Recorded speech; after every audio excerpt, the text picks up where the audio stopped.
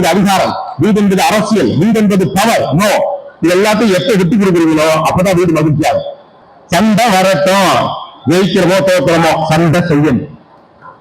வீடு என்னும் பெரு உலகம் இல்ல. இன்னைக்கு எனக்கு கொடுக்கப்பட்டிருக்கக்கூடிய தலைப்புகளை நான் கேட்ட தலைப்பு அப்படிங்கிற வச்சுக்கிறேன். எனக்கு ரொம்ப ஆச்சரியமான ஒரு விஷயம். யாரெல்லாம் இங்க ஃபேமிலி விஷயம் அது சிங்கிளாம கல்யாணம் சின்ன விவசாயங்களா இருக்கு கல்யாணம் பல வருஷம் மேல ஆச்சு. இப்ப அதை கேட்டுட்டு இருக்கிற மாதிரி கேட்கிறாங்க. வீடு என்னும் பெரு உலகம் அப்படிங்கிற இந்த தலைப்பு கீழே முதல்ல முக்கியமாக நான் பேசுறப்ப எனக்கு ஆச்சரியமாக்கக்கூடிய விஷயம்னா, ஒரு தகவல் என்ன சொல்லுது அப்படின்னா, ஒரு சராசரி இந்தியன் தன்னுடைய வாழ்நாளில் 40% ஆயுளையே, 40% சம்பாத்தியத்தில் ஆயுளையே ஒரு வீட்டை உருவாக்குவதற்காக அவன் செலவிடுறான். அப்படின்னா நம்ம ஒரு 100 வருஷம் வாழ்றதா போட்டோம்னா அது ஒரு 40 வருஷம் வீடு கட்டுறதுக்காக மனுஷன் வாழ்றான். ஆனா அவ்வளவு கஷ்டப்பட்டு வாழ்வின் பெரிய கணக்கு நமக்கு என்னவா இருக்கும், ஒரு சொந்த வீடு அப்படின்னா டிவி விளம்பரம் கூட அப்படிதான் போறாங்க. ஒரு சொந்த வீட்டில் வீடு இருக்க வேண்டும் அப்படின்னா விளம்பரம் என்ன போடுறாங்க, ஒரு வீடு வாங்குறதுக்கு அவ்வளவு பிரயோஜனப்படுறோம். நாட்டுக்கு சொந்த வீடு இருக்கான்னு கேட்கறாங்க. இதனால கல்யாணம் பண்ணி வீடு கட்டினாங்க, கல்யாணம் பண்ணிப்பார் வீட்டை கட்டிப்பார். இப்பெல்லாம் வீடு இருந்தாலும் பொண்ணு கொடுக்குறாங்க. வீடெல்லாம் இல்லைன்னா பொண்ணு கிடைக்கிறது ரொம்ப கஷ்டமா இருக்குது. அந்த அளவுக்கு இப்போ ஒரு சராசரி இந்தியனுடைய வாழ்நாளுடைய 40% ஆயுளை ஒரு வீட்டை கட்டுவதற்காக செலவு பண்றால், ஒரு வீட்டை வாங்குறதுக்காக செலவு பண்றான் அப்படின்னு ஒரு நிகழ்ச்சியில பல ஆண்டுகளுக்கு முன்னதாக ஒருத்தர் சொன்னார். அப்ப இன்னமும் கூட இப்ப கூடி இருக்கலாம், அது கொஞ்சம் குறைஞ்சிருக்கலாம். ஆனா ஆச்சரியம்னா 40% வாழ்க்கையை ஒரு வீட்டிற்காக சிரமப்படக்கூடிய ஒரு மனிதன் அந்த வீட்டுக்குள்ளே மகிழ்ச்சியா இல்லை அப்படின்னு தெரியும். இவ்வளவு கஷ்டப்பட்ட வீடு வாங்குறதோ அல்லது ஒரு வீட்டுக்குள்ள போறதோ ஒரு வார வீட்டை குடியிருக்கிறதோ அதோட நோக்கம் இல்ல, மகிழ்ச்சியாக இருக்கல் அப்படிங்கிற ஒரு இடம் தான். ரொம்ப காலமா இந்த பொய்ய எல்லாரும் சொல்லிக்கிட்டே இருக்காங்க. ஆபீஸ்ல ரொம்ப வேலை, கடையை சாப்பிட்ட நேரம் ஆச்சு, கடையெல்லாம் 7 மணிக்கு மூடியாச்சு. 7 மணிக்கு அப்புறம் தெருமுனையில பேரடியில எல்லாம் நின்று பேசி பேசி பேசி வீட்டுக்கு போறத ஒத்தி கேட்டுக்கிட்டே இருக்காங்க. அவன் ஆசையா வாங்கின வீடு, அவன் ஆசையா வாழணும்னு நினைக்கிற வீடு. ஏன் அப்படின்னா மனிதர்களுக்கு வீட்டுக்குள் மகிழ்ச்சியாக இருக்கிறது எப்படின்னு தெரியல அப்படின்னா, வெளியில மகிழ்ச்சியா இருக்கிறது எப்படின்னு எல்லாருக்குமே தெரிஞ்சு. வெளியில மகிழ்ச்சியா இருக்கு, கடைக்கு போனோம், இன்னொரு புத்தக கண்காட்சியே வந்தோம், தேட்டருக்கு போனோம், மாலுக்கு போனோம், நகை கடைக்கு போனோம், பட்டுப்புடவை வாங்க போனோம், இல்ல பார்க்க போனோம், ஏதோ நீங்களும் உங்க உள்ளூர் ஆளுங்க அடிக்கடி போவீங்க வாங்குவீங்க, நாங்களும் வெளியூர் ஆளுங்க வந்து பார்த்துட்டு வீட்டுக்கு மகிழ்ச்சியா இருக்கிறது ரொம்ப சிரமமான விஷயம். ஏன்னா வெளியில நீங்க போறப்ப மகிழ்ச்சி மற்றவிடமிருந்து உங்களுக்கு கிடைக்கிறது. வெளியில போறப்ப மகிழ்ச்சி மற்றவிடமிருந்து கிடைக்கிறது. ஒரு மாலுக்கு போறீங்களா, 4 நல்ல பாக்குறீங்க போறீங்க சந்தோஷமா இருக்கு, அடுத்தவங்க தராங்க மகிழ்ச்சி. சினிமாவுக்கு போறீங்களா, யாரோ ஒருத்தவங்க என்டர்டெயின் பண்றாங்க மகிழ்ச்சியா இருக்கு. ஊருக்கு இருக்கீங்களா, வேற வேற ஆட்களை பாக்குறீங்க, அவங்க ஏதோ ஒன்று சொல்றாங்க, அதை பேசுறீங்க ஒரு மகிழ்ச்சியா இருக்கு. அடுத்தவரிடமிருந்து மகிழ்ச்சியை பெறுவது எளிது, அதனால வெளியில இருக்கப்ப சந்தோஷமா இருக்கும். ஆனா வீட்டுக்குள்ள இருக்கப்ப அந்த மகிழ்ச்சியை குடிக்க வேண்டிய இடத்துல நாம இருக்கோம். அதுதான் அவருடைய சிரமமும் பிரச்சனையும். வீட்டுக்குள்ள மகிழ்ச்சியாக இருப்பதற்கான வேலையை நாம தான் செய்யணும். அதை இன்னொருத்தரை குடிக்கணும் அப்படின்னு எதிர்பார்த்து கொண்டே இருக்க முடியாது. அதனால பார்த்த முடியே பார்த்துக்கிட்டு வீட்டுக்குள்ள இருக்க கஷ்டமா இருக்கு அப்படின்னா. ஆனா அந்த பொண்ணுதான் 10 வருஷம் லவ் பண்ணி கல்யாணம் இல்ல, பார்த்த முடியே பார்த்துக்கிட்டு எவ்வளவு நேரம் இருக்குது. இதுதான் வீட்டுக்கு போன 10 பேரை குடிக்க வைக்க முடியும். வாங்க வாங்க திருமணையில இருக்கவங்க வாங்க, எங்க வீட்டுக்கு ஒரு 20 பேர் இருக்கு, வேற வேற முடிஞ்சா நான் பார்த்துக்கிட்டு இருக்கேன். எவ்வளவு நேரம் தான் பார்த்த முடியே பார்த்துக்கிட்டு. ஆக்சுவலா வாழ்வின் சுவாரஸ்யம் என்னன்னா, பார்த்த முடியே நீங்க பார்த்துக்கிட்டு இருந்தாலும் தன்னவே நீங்க பண்ணிக்கிட்டு இருந்தாலும் உங்களுக்கு போர் அடிக்காம இருக்குனால நீங்க வாழ்க்கையை சிஸ்டமைஸ் பண்ணிருக்கீங்க அப்படின்னு அர்த்தம். வாழ்க்கையை சிஸ்டமைஸ் பண்றதுங்கிறது என்ன, சாதாரண விஷயங்களே உங்களுக்கு மகிழ்ச்சி கிடைக்கும் என்றால் தான் நம்ம மகிழ்ச்சியா இருக்கிறோம்னு அர்த்தம். நம்மளை மகிழ்ச்சிப்படுத்துவதற்கு அவ்வளவு காரணங்கள் தேவைப்படுது அப்படின்னு வச்சுக்கல. OTT platforms, YouTube, social media, cinema, mall, TV, Gopinath, இவ்வளவு பேரை நம்ம சந்தோஷப்படுத்த தேவைன்னா நம்ம சந்தோஷத்துல நம்ம வெளியில தேடிட்டு அர்த்தம். ஆசையா நம்ம வாங்கின வீடு அல்லது வாடகைக்கு குடியிருக்கிறது ஏதோ ஒண்ணு, அது எவ்வளவு நினைவுகளை சுமந்ததாக இருக்கு. வீடு என்பது வீடு அல்ல. அந்த வீட்டுக்குள்ள ஏன் அந்த மகிழ்ச்சியை கொண்டு வர முடியல அப்படின்னா வீடுகள் என்ன பழசாவே இருக்கு, பழசாவே இருக்கு. யாரோ ஒரு அதிகாரத்தின் கீழே இந்த வீடு இருக்கிறது. எந்த காலத்துக்கெல்லாம் முன்னால பார்த்தீங்கன்னா அப்பாவின் அதிகாரத்திற்கு கீழே வீடு இருக்கிறது. அப்பாவுக்கு தோழனா வீடே செட் பண்ணிருப்பாங்க, பார்த்துருக்கோம் இல்லையா. அப்பா மட்டும் உட்கார்ந்து சாப்பிடுவதற்கு ஒரு மேசை இருக்கும், அதுல மற்றவங்க உட்காந்து சாப்பிட முடியாது. அவருக்கு மட்டும் நைட்டு டிஃபன் பண்ணுவோம், மற்றவங்களுக்கு தான் சோறு. அவருக்கு மட்டும் காலையில பார்லி செஞ்சு தருவாங்க, நமக்கு ஒண்ணுமே தர மாட்டாங்க. அப்புறம் காலையில டிகாஷன் மட்டும் காப்பி அவருக்கு தான், மற்றவனுக்கு எல்லாம் கடுங்காப்பி மட்டும்தான். அப்ப அப்பாவினுடைய அதிகாரத்தை ஒட்டியதாக ஒரு காலத்திலே வீடு இருந்தது. சில வீடுகள்ல அம்மாவின் அதிகாரத்தை ஒட்டுவதாக வீடு இருக்கும். அவர் சொல் பேச்சு கட்டிட்டு பேசாம இருப்பாப்ல, ஆட்சி போற சாப்பிடுவாப்ல, அட்ஜஸ்ட் பண்ணிட்டு போவாப்ல. அது ஆல்மோஸ்ட் ஈக்குவல் தான். ஒரு பெரிய ஒரு மண்டே ஆட்டார். கரெக்டா சொன்னீங்க தம்பி, இது ஏதோ புதிய விஷயம் அம்மா இருக்கு சொன்ன அப்படியே. அப்ப யாரோ ஒரு அதிகாரத்துக்கு உட்பட்டதாக இருக்கும் வீடுகள். அப்படி முழுக்க அப்பாவை மையப்படுத்தியெல்லாம் நானும் கிட்டத்தட்ட 30 வயசாக வரைக்கும் எனக்கு பிடிச்சது தேங்காய் சட்னி சிக்கனும் அப்படின்னு நான் நம்பிக்கிட்டு இருந்தேன். ஏன்னா எங்க அம்மா சின்ன வயசுல அப்படி சொன்னாங்க, எனக்கு தேங்காய் சட்னி ரொம்ப பிடிக்கும் அப்படின்னு நம்ம சொன்னதுனால எனக்கு தேங்காய் சட்னி பிடிச்ச மாதிரியே ஒரு ஃபீலிங். அப்புறம் வெளியே போய் நல்லது கட்டுதெல்லாம் பார்த்து கொண்டு அப்புறம் வேற ஆட்கள்லாம் சமைச்சு கொடுக்க சாப்பிட்ட பிறகுலாம் தெரிஞ்சு எனக்கு பிடிக்காத தேங்காய் சட்னி தான். அப்புறம் எங்க அம்மாட்ட ஒரு நாள் கேட்டேன், ஏமா எனக்கு தேங்காய் சட்னி பிடிக்கும், நீயானே சொல்லி மண்டையில ஏற்றி எனக்கு தேங்காய் சட்னி பிடிக்க வச்சுட்ட. எனக்கு தேங்காய் சட்னி பிடிக்கவே இல்லைம்மா, வேற சட்னிலாம் அவ்வளவு இருக்கு, ஹோட்டல்ல போனா 6 வகை சட்னி வைக்கிறேன், அருமையா இருக்கு, எனக்கு கட்ட வீட்டு போனா அருமையா செஞ்சு கொடுத்தாங்க, என் மனைவி இப்படி செஞ்சு கொடுக்குறா அப்படிலாம் கூட நான் சொன்ன பிறகு நம்ம ரொம்ப சிம்பிளா சொன்னாங்க. எப்ப 30 வருஷத்துக்கு அப்புறம் 30 வீட்டுல சொன்னேன், இல்லடா தம்பி எங்க அப்பாவுக்கு தேங்காய் சட்னி தான் பிடிக்கும், ஆளுக்கு ஒண்ணு செய்ய முடியாது, நான் உன்னையும் எங்க அண்ணன்றையே உங்களுக்கு தேங்காய் சட்னி பிடிக்கும் சொல்லி வளர்த்துருக்காங்க. என்ன புத்திசாலித்தனம் நம்ம. அந்த வீடுகள் அப்பாவை மையப்படுத்தி இருந்த காலகட்டம் என்பது ஒன்று. சில நேரங்களில் அம்மாவை மையப்படுத்தி இருக்கக்கூடிய காலகட்டமாக இருந்தது. பிள்ளைகளுக்கான குரல்லாம் பெரிதாக எழுப்பலாம் முடியாது. அப்பா என்ன சொல்றாரோ அவ்வளவுதான். அப்புறமா அம்மாவுடைய நிந்தானை பிடித்துக் கொண்டு நம்ம பேசுறோம், நம்ம அப்பா சொல்லிட்டாரு, இதுக்கு அப்பா சொல்லிட்டாங்க, அதுக்கப்புறம் நம்ம எப்படி போய் சொல்ல முடியும், அப்பா சொல்லிட்டாங்க தப்பாயிரும், அப்பாவின் மரியாதை கெட்டு போயிடும், அப்பா தவறாக எடுத்துக்கொள்ளாரு, அவ்வளவுதான் சொல்லியாச்சுன்னு சொல்லியாச்சு அப்படின்னு சொல்லிட்டு போற அப்பாக்கெல்லாம் உண்டு. நீங்க சொன்னா அதை அப்படியே செய்யணுமா அப்படின்னு கேட்கிற அம்மாக்களும் உண்டு. இதுக்கு நடுவுல பிள்ளைகளுக்கு எல்லாம் பெருசா குரல் கிடையாது. அப்ப வீட்டுடைய தன்மை 30 ஆண்டுகளுக்கு முன்னதாக இருந்தது இப்பொழுது இல்லைங்கிற விவாதத்தை பிரிக்கணும். இப்ப வீடுகள் அப்பாவை மையப்படுத்தி இல்ல, அம்மாவை மையப்படுத்தி இல்லை, அது பிள்ளைகளை மையப்படுத்தி இருக்கு. அவங்க காலையில மேகி பண்ணாங்கன்னா நாமளும் மேகி தான் நீங்க காலையில கேரட் பேச இருக்கிறாங்க, கன்றாவே இருக்கு, அவே நமக்கு வந்து வீட்டுக்கு இருக்காங்க. அப்ப காலம் மாற வீடு யாரும் மையப்படுத்தி இருக்குங்கிற ஒரு கேள்வி இருக்கு. அப்ப யாரோ ஒருவரை வீடு மையப்படுத்துவதாக இருக்கிற போது மகிழ்ச்சி குறைவாக இருக்கு. ஏன்னா அந்த ஒற்றை மனிதர் அதிகாரமிக்கவராகவும் மற்றவர்கள் அவருக்கு தனிவிட செய்யக்கூடிய ஆட்களாகவும் இருக்கிற போது ஒரு காலகட்டம் வரை பொறுமை இருக்கும். ஒரு தனிநபருடைய அதிகாரத்திலே அந்த வீடு இருந்து கொண்டிருக்குன்னா தனக்கு அதிகாரம் வரும் வரை பிள்ளைகள் காத்திருப்பார்கள், தனக்கு அதிகாரம் வரும் வரை அந்த பெண் காத்திருப்பாள், தனக்கு அதிகாரம் வரும் வரை அந்த ஆண் காத்திருப்பான். தனக்கு ஒரு அதிகாரம் வருகிற போது அவன் அப்படி தோன்றுவான். கூட்டு குடும்பம் போல அற்புதமான விஷயம் உண்டான எல்லா இடத்துலையும் பேசணும்ல இல்லையா? இப்ப கூட கேட்டோம்ல அற்புதமான விஷயம் அப்படிதான் சொல்லுவாங்க. கூட்டு குடும்பம் மாதிரி இந்த பக்கம் அண்ணன் இருப்பாங்க, இந்த பக்கம் அண்ணன் இருப்பார், அந்த பக்கம் சித்தப்பா, இந்த பக்கம் பெரியப்பா, 3 நாத்தனார், 2 குழந்தையா, 5 குழந்தை, என்ன அழகான வாழ்க்கையில தலைவப்படம் பார்க்க சந்தோஷமா இருக்குல்ல. ஆனா அந்த பிக்சர் யாரு? கூட்டு குடும்பம் சூப்பர் எல்லாரும் சொல்றீங்கல்ல, அந்த பிக்சர் யாருங்க? யாருமே கைச்சுக்கலையா? நானா?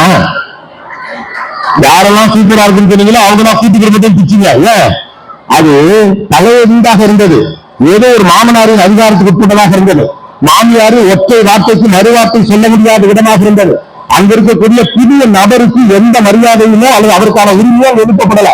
ஒரு வீட்டுல ஒரு 3 அண்ணன் 4 அண்ணன் இருக்க வீட்டுல ஒவ்வொரு மருமகளுக்கும் ரேஷியோ லெவல் குறைந்து, மூத்த மருமகளுக்கு ஒரு அதிகாரம், சொந்த வீட்டில் எடுத்த பெண்ணுக்கு ஒரு அதிகாரம், வெளியிலிருந்து வந்த பெண்ணுக்கு அதிகாரம், ரொம்ப தூரத்திலிருந்து வந்த தூரத்தை சொந்த பெண்ணுக்கு வேறொரு அதிகாரம்.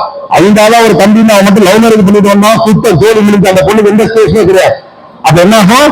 தனக்கு அதிகாரம் வரை வரும் வரை காத்திருக்கிறவங்க அதை கஷ்டம் பிடிச்சுட்டே தான் போயிடாங்க. அப்ப வீடு என்பது ஒரு தனிநபருக்கு அறந்த அல்ல.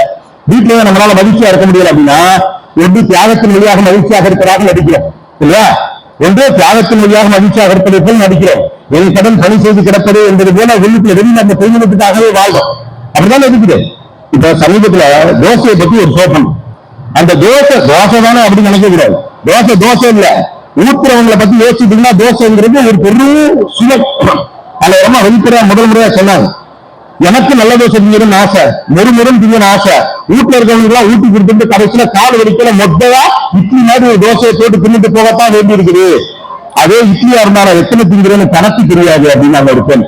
இத்தனை ஆண்டுகளுக்கு பிறகு இப்பதான் ஒரு பெண் நான் சாப்பிட ஆசைப்படுறேன்னு வெளியில சொல்றா.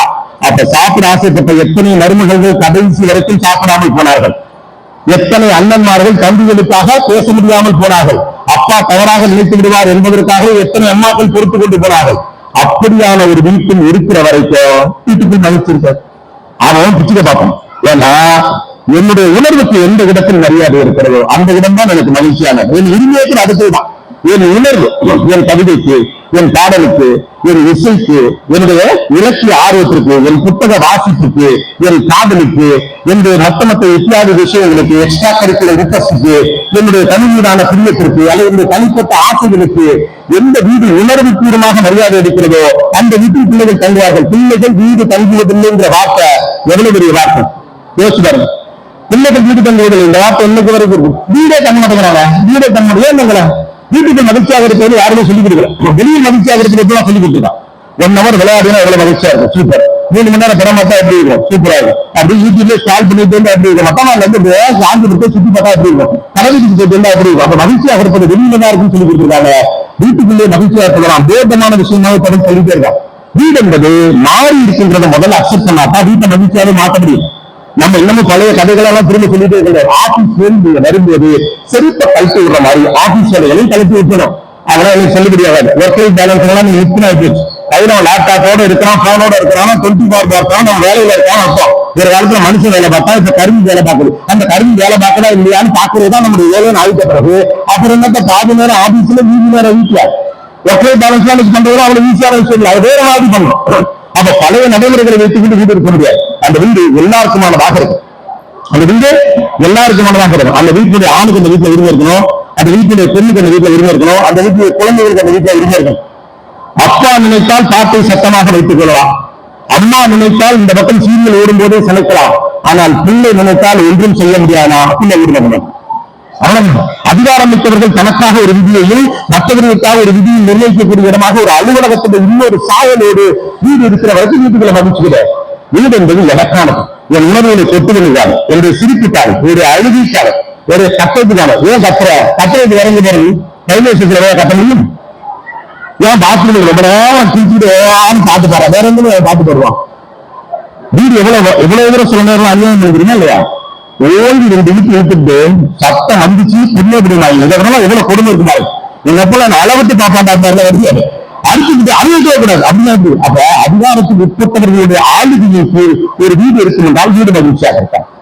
வீடை மகிழ்ச்சியா வச்சுக்கிறது பத்தின பெரிய அளவுக்கான போதனைகள் எனக்கு இருக்கு அப்படின்னு தெரியல. அந்த பெரும்பாலும் பெண்கள் வேலையை கொடுத்துட்டாங்க.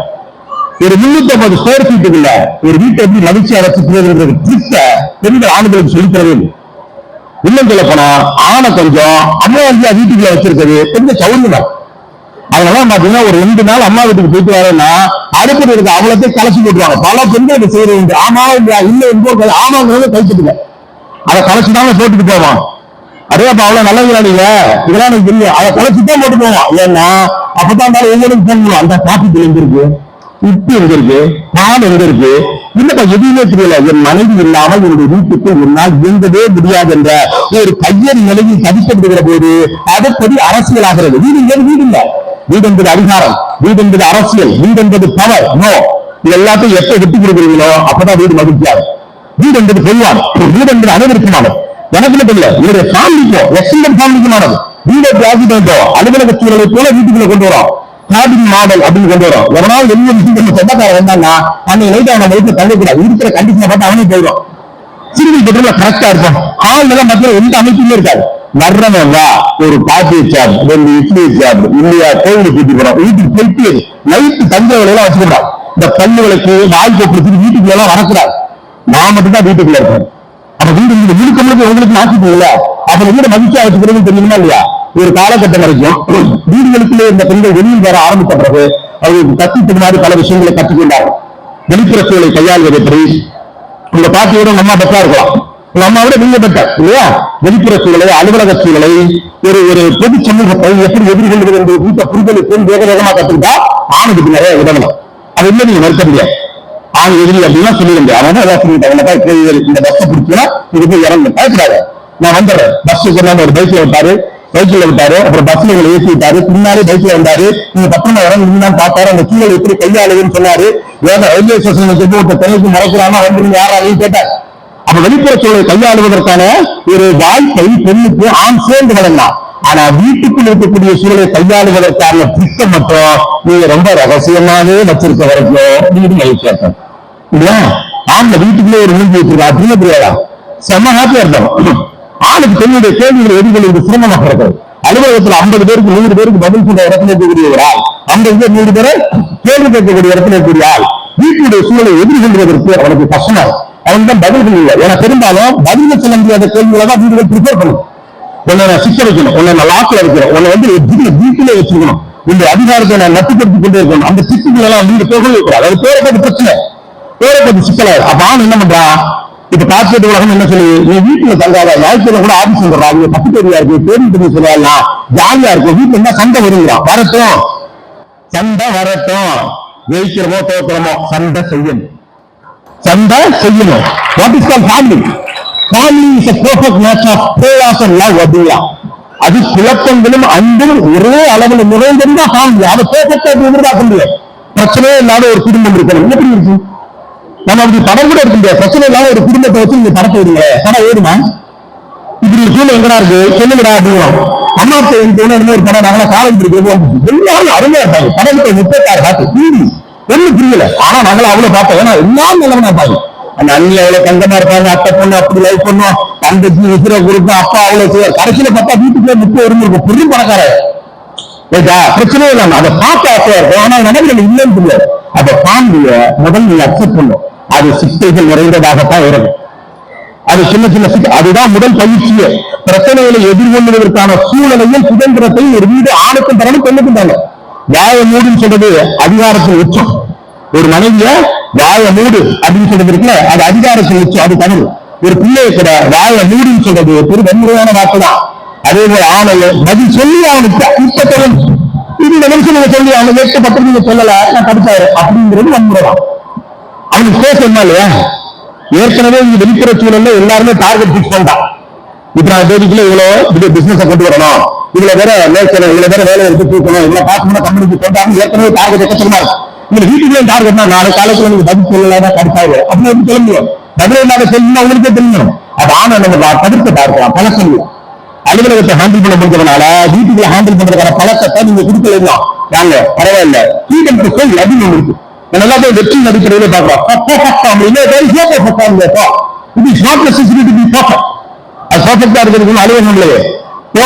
இல்லாத சூழலை மன்னிப்பதுதான் வீடு இருக்கணும்.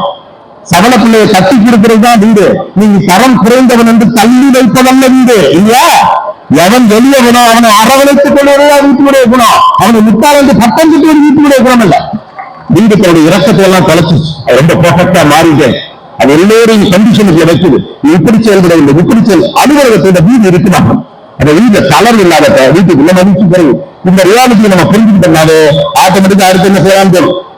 5:30 மணிக்கு ஆபீஸ் முடியும், 6:30 மணி வரைக்கும் நண்பர்களோட பேசிட்டு இருக்கிறவங்களுக்கு மனசுல நண்பர்கள் ஊட்டிக்கிட்டே இருக்கு. வீட்டுக்கு போனா இந்த கேள்வி எதிர்கொள்ளும். இந்த கேள்விக்கு எங்கிட்ட பதில் இல்லை. நாங்க சேர்ந்து பேசி எடுப்போம்னா பேசிக்கலாம். ஆனா பேசவே முடியல. எல்லாரும் பேலன்ஸ் பண்ண வேண்டிய நெருக்கடி இருக்கு. 6:30 மணிக்கு கண்ணை கட்டி 7:30 மணிக்கு தனியா நின்று 8 மணி வரைக்கும் போண்டாலா சொல்லி இருக்குனால இதை வர்றது இல்லாம வீட்டுக்குள்ள ஒரு ஆள் உள்ள வரும்போது அதுக்குள்ள ஒரு வீட்டு வச்சிருக்கான். பெருமனை வரைக்கும் சிரிக்கிட்டு உள்ள வரவே இப்படிதான் வரும்.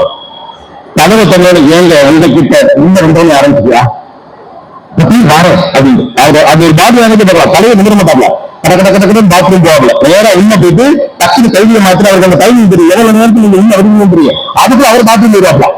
பாத்ரூம் போயிட்டு வெள்ளத்தை கட்டிக்கிட்டு வெளியில வரையில நீங்க ஏதோ கேட்கல வந்து எனக்கு ஒரு காஃபி கொடு. இன்னும் இப்பதான் இந்தியாவில் திட்டம் இல்லை ஒரு காஃபி வேணும் அப்படி வரல. கரெக்டா நீங்க காஃபியை வச்ச உடனேயும் அவர் அங்கதான் உட்காந்து மறுபடியும் போயிருவார். அந்த காஃபியை குடிச்சிருக்க ஏங்க உங்ககிட்ட ஒரு காஃபி நான் குடிக்க கூடாது. நீங்க உனக்கு நான் சந்தோஷம் வந்தா குடிச்சாரா? அந்த முகத்தை அவர் மாற்றவே மாட்டார். ஏன்னா தலையெடுச்சு. ஆக்சுவலா பிரச்சனை அது இல்ல, எதிர்கொள்வதற்கான பிரச்சனை. இப்ப அந்த பொறுப்பு முழுக்க என்னுடைய திருப்பலாக ஏற்படக்கூடிய பிரச்சனை. இதுக்கான ஒன்று சொல்யூஷன் நீங்க தண்டாக பங்கேற்க மாட்டேங்கிறதா பிரச்சனை. இல்லவா நானும் பங்கேற்கிறேன்னு சொன்னா காப்பி தண்ணீரை வச்சு பேசிடலாம். ஆனா அதுக்கு நம்ம தயாரா இல்லை. அதுக்கு வந்து நேரா கரெக்டா வருவாப்புல, இட்லி மிளாப்படி புரிஞ்ச மணிக்கு சாப்பிடுவாப்புல. நார்மலா 6 தோசை சாப்பிடுவாரு. கணக்குல ஐடியா போயிட்டு 5வது தோசை நீங்க கழுவி கலந்து கையை கழுவிட்டு உள்ள போய் போடு சாப்பிட்டு போடாம அதுக்கப்புறம் எழுப்பினா நான் வரவே சொன்ன தலைவருக்கு சற்று மின்னில தூங்கி விடு. ஃபர்ஸ்ட் வெளியில ராமலை தூக்கிட்டு நம்ம மாட்டாங்க. காலையில 9 நாள் அவர் எந்திரிச்சு பிடிக்கணும் கிளம்பி முடிஞ்ச அவரே காஃபி போட்டு கொடுத்துட்டு படக்குங்க கடாம ஏன் இல்லை காலையில ஆரம்பிச்சாரு. ஆபீஸ் போல மூடி போனாரு. ஏன்? பிகாஸ் அது நீளத்திலே செய்ய வேண்டும் என்ற பொறுப்பாக ஒரு மீது தள்ளப்படுகிறது. கொஞ்சம் சமைச்சுக்கிட்டான், டயர்டாயிட்டான், முடியல. அப்ப என்ன பண்றான்? கூட ஒரு ஆள் வேணுங்களா? ஃப்ரீடம் டு ஃபெயில் இல்ல. பிள்ளைங்களுக்கு ஃப்ரீடம் டு ஃபெயில் இல்ல. பெண்களுக்கு ஃப்ரீடம் டு ஃபெயில் இல்ல. ஆண்களுக்கு ஃப்ரீடம் செய்ய இல்லை. எந்த குடும்பம் ஒருவரை சிறிதாக தோற்க அனுமதிக்கிறதோ அந்த குடும்பம் தான் மகிழ்ச்சியா இருக்கு. முழுக்க முழுக்க வெற்றி அடைஞ்சிட்டே இருக்கணும் சொல்ற குடும்பத்தை எத்தனை பிரச்சனை சின்னமாக தோற்கத்துல என்ன மோசம், சின்னமா தோற்கிறது என்ன